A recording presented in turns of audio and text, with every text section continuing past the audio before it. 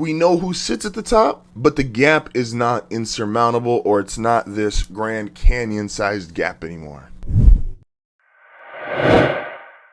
Good morning. Welcome to the episode of Hard Foul Radio. Appreciate you for tuning in today. This is the show that values time, so let's not waste any. So I was originally considering, when I was going through all the games last night, they always show these lists at the end of the day where it's like what we learned from this game and what we learned from that game. And, I don't ever really want to overreact after week one. I just don't think that's a smart thing to do. But I also didn't want to just come in here and say, oh, we learned nothing from week one. I think we did learn stuff. I think we've learned very high-end and low-end stuff. And what I mean by that is, I believe we learned and we know, and it got confirmed, who the best teams in football are. The Chiefs and the Bucs are the two best teams in football. Two games which they could have lost. They pull it out.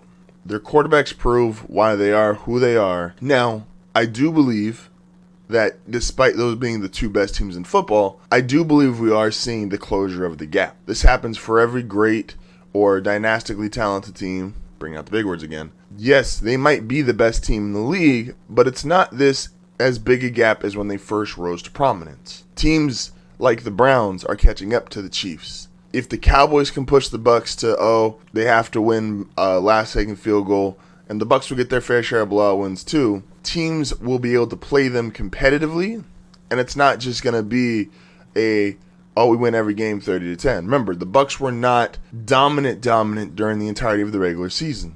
Brady's had very few teams like that. The Browns had control of the game at Arrowhead yesterday for the majority of the game, for the first three quarters. That was their game. And then Mahomes, the Chiefs, Tyreek Hill, Travis Kelce, Chris Jones, they showed you why they are still the best team in the league. Secondly, we learned who's the worst team in the league. And the worst team in the league by a mile, is the Jacksonville Jaguars. And I don't come on here and try to, demean or just be rude for the sake of views or say, oh, this guy sucks. That's never been my thing. You guys know that. But for the Jaguars to come out, it's one thing to lose games that you should win. But normally when you lose games that you should win, usually they're close. Maybe the other team gets up early on you and you start to come back and you just run out of time to make the full comeback. Or maybe you just let the other team stay close and then they make a late run and they beat you. The Jaguars aren't going to be favored to beat many teams. They are favored to beat the Texans and should have beaten the Texans. And they got blown out. The final score is not indicative of how bad that game was to start. I believe at one point it was 31-7. The other notable blowout of the weekend is the Saints over the Packers. The only reason I'm not going to throw dirt on the Packers and talk up the Saints win is because the Packers still have Aaron Rodgers, pretty good, and Matt LaFleur is a coach who's been to back-to-back NFC Championship games, pretty good. The Jaguars have a guy that we assume to be great, Trevor Lawrence, and a coach that is now, people are starting to put out, Urban might not be an NFL guy. Urban didn't look that great, not in the film room, not in terms of having control of the locker room. If rumors like that are getting out, someone wants them to get out, and that's not a good sign for someone to want that to come out. And then for week one to turn out the way it did, that's bad news for the Jaguars and Trevor Lawrence. So that's what I can confidently say that we learned from week one.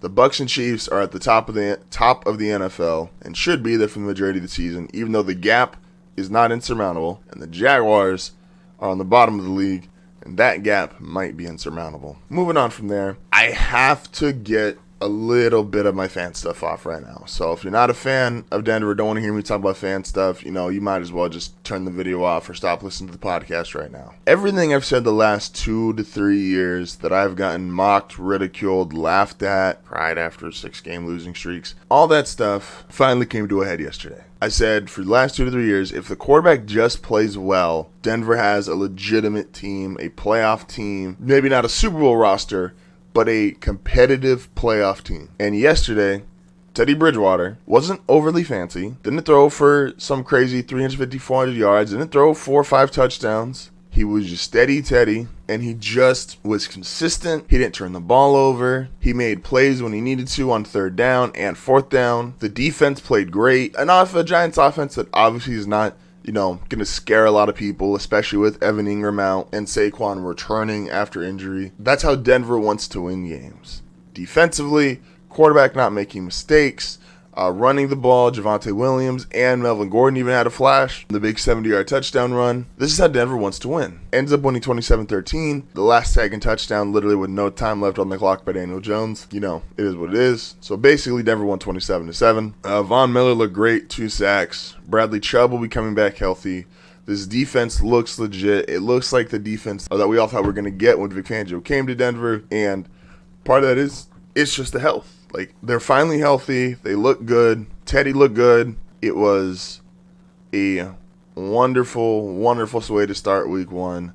And if Denver continues to get this kind of play from its quarterback, like if Teddy Bridgewater is this all season, it doesn't have to be an MVP. He just has to be, throw a touchdown or 2. That defense, let them play. Don't put them in terrible situations. And obviously, he's going to have turnovers. He's going to have bad games. That's fine. He will also have above average and great games. That's just the nature of the beast. But this defense is good enough with everything going for it. And receiving-wise now, prayers up to Jerry Jeudy. He's going to be out for 6 to 8 weeks. That's a big blow. Like, this receiving core is deep.